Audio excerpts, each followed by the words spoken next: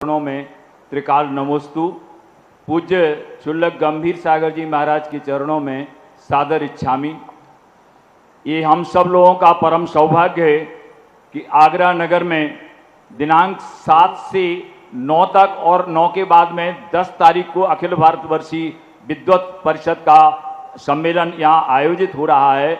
और इस अवसर पर प्रातः स्मरणीय 24वें तीर्थंकर भगवान महावीर स्वामी की उपलब्धियां पर एक महत्वपूर्ण संगोष्ठी आयोजित है।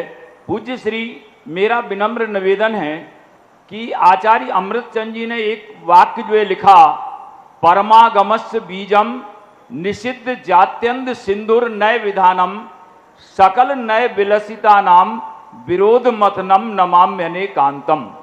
पूज्य श्री, आपका जो मंगलमयी प्रवचन था वो विरोध मतनम नमाम्यने कांतम, आपने जो विधि और निषेध परक जो व्याख्या जो है की, उससे निश्चित रूप से हम सब लोगों को एक जीवन की संदृष्टि जो है प्राप्त हुई कि किस प्रकार से हमें सद्भाव में रह करके अभावों के अभी जो है ध्यान लक्ष्य में रखना चाहिए, तभी हमारा जीवन समुन्नत हो सकता है।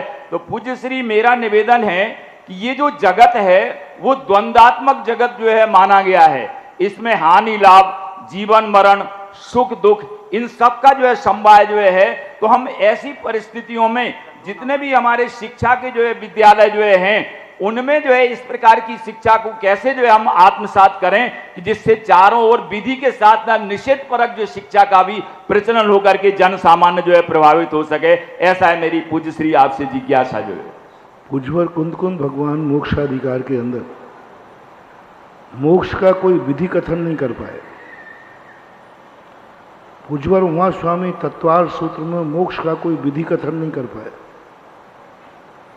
उन्होंने मोक्ष की सिद्धि, मोक्ष की प्राप्ति कैसे करें, तो पूज्यवर कुंद कुंद स्वामी कुछ नहीं बता पाए। उन्होंने कहा बस बंधन से मुक्त हो जाओ, बंधन से मोक्ष हो जाओ। मुचलनी धातु होती है जो त्याग के अर्थ में आती है। उन्होंने कहा मोक्ष शब्द ही बता रहा है कि प्राप्त कुछ नहीं करना है, बंधन से मुक्त होने का नाम ही मोक्ष है। और उन्होंने प्रारंभ की 3 गाथाओं में स्वर्णित किया कि यदि तुम मोक्ष मोक्ष कहते हुए पूरा जीवन व्यतीत हो, कभी मोक्ष की प्राप्ति होने वाली नहीं है जब तक तुम बंधन से मुक्त नहीं होगे। बंधन निषेध कथन है, बंधन से मुक्ति होना ये नास्ति कथन है। अस्थि कथन मोक्ष को प्राप्त करना है, तो अस्थि कथन प्राप्तव्य है, प्राप्त होगा, प्राप्त करने योग्य है। लेकिन प्राप्त करने के लिए अस्थि कथन को प्राप्त करने का कोई पुरुषार्थ नहीं है। नास्ति कथन के परिहार के लिए ही सारे पुरुषार्थ किए जाते हैं। कुंद कुंद भगवान ने स्पष्ट किया, अस्थि कथन को पाया ही नहीं जाता, वो तो प्राप्त है। नास्ति कथन के माध्यम से ही जाया जाता है। आज तक किसी भी तीर्थंकर को अस्थि कथन से वैराग्य नहीं हुआ। आज तक किसी तीर्थंकर नित्य भावना से वैराग्य नहीं हुआ। जितने भी तीर्थंकर हुए सब अनित्य भावना से वैराग्य को प्राप्त हुए। और अनित्य भावना नास्ति कथन है, ये नहीं है, ये नश्वर है, ये नश्वर है। अविनाशी क्या है, इससे वैराग्य नहीं होता। जब जब अविनाशी व्यक्ति पहले प्रण करेगा उसको कभी वैराग्य होगा ही नहीं। अस्थि कथन वाला कभी वैरागी नहीं हो सकता। अस्थि कथन वाला कभी संवेग को प्राप्त नहीं हो सकता।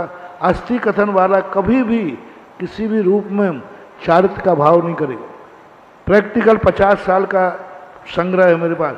जो जो तथाकथित अध्यात्मवादी अस्थि कथन का स्वाध्याय किया, समय सार को पढ़ा, उनके 2 प्रतिमा लेने के भी भाव नहीं होते, हो ही नहीं सकते।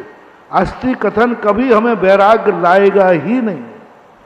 वैराग्य जब भी आएगा नास्ति कथन से आएगा, निषेध कथन से आएगा, नित्य भावना से नहीं आएगा, अनित्य भावना से आएगा।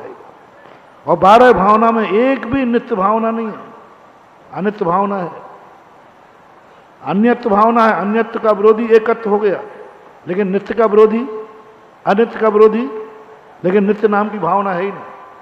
क्योंकि नित्य को पाने की भावना नहीं भाई जाती है, अनित्य को त्यागने की भावना भाई जाती है। 12 भावना में नित्य भावना क्यों नहीं रखी गई, अनित्य भावना रखी। और तीर्थंकर सबसे पहले वैरागी होते हैं नित्य भावना भाके नहीं, अनित्य भावना से। इसलिए संसार को यदि पापों से छुड़ाना है, संसार को यदि सन्मार्ग पर लगाना है, तो इनको नास्तिक कथन से अस्थि कथन की तरफ ले जाओ। और ये नास्तिक कथन समझ लेंगे तो अस्थि कथन तो उनके पास है ही, वो कहाँ जा रहा है? अस्थि कथन तो स्वचतुष्टय है। हमारे स्वचतुष्टय को पाने में बाधक है पर चतुष्टय। पर चतुष्टय यदि हटा दिया जाए तो स्वचतुष्टय को पाने का कोई पुरुषार्थ नहीं। पूरी 5 लब्धि में पूज्यवर नेमी चंद महाराज ने एक भी सम्यक दर्शन प्राप्ति का उपाय नहीं बताया। पूरी 5 लब्धियां मैंने डिटेल से समझी, एक भी सम्यक दर्शन का उपाय, एक भी। करण लब्धि के अंतिम समय तक सम्यक दर्शन की प्राप्ति का कोई उपाय नहीं बताया, मिथ्यात्व को हटाने का उपाय बताया। मिथ्यात्व को हटाने, इसको हटाओ, इसको हटाओ। अंतिम समय में भी उन्होंने मिथ्यात्व के 3 टुकड़े कराए, सम्यक दर्शन को प्राप्त कराई। अंतिम अनुवृत्तिकरण के अंतःकरण में भी मिथ्यात्व को हटाने की बात कही।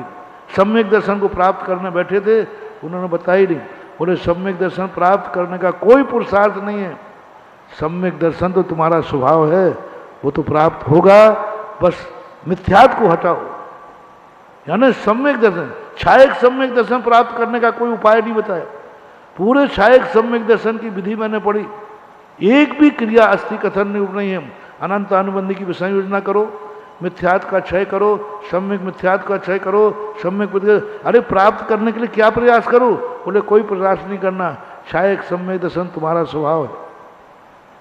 छायक सम्यक दर्शन में भी नास्तिक कथन, निषेध कथन से पुरुषार्थ भी नास्तिक कथन का, पूरा पुरुषार्थ नास्तिक कथन का। आपने मुनि दीक्षा देखी होगी, बोलो मुनि दीक्षा में प्राप्त क्या होते दिखता है?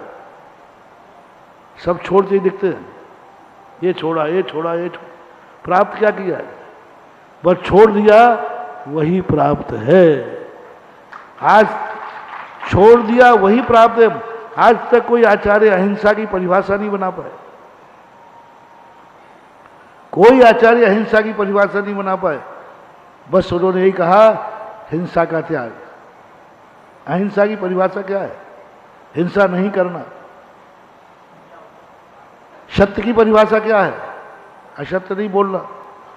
तो क्योंकि विधि की कोई डेफिनेशन होती ही नहीं, विधि पुरुषार्थ गम्य नहीं है, क्योंकि विधि अस्थिमान है। विधि अस्थिमान है। अस्थिमान को क्या प्राप्त करना? जिस चीज जो हम प्राप्त, अस्थिमान है, मेरे हाथ में एक घड़ी है, अब मैं घड़ी को प्राप्त करने जा रहा हूं, वो तो अस्थिमान है। जो अस्थिमान नहीं है, नास्तिमान को हटा देना ही अस्थिमान की उपलब्धि है।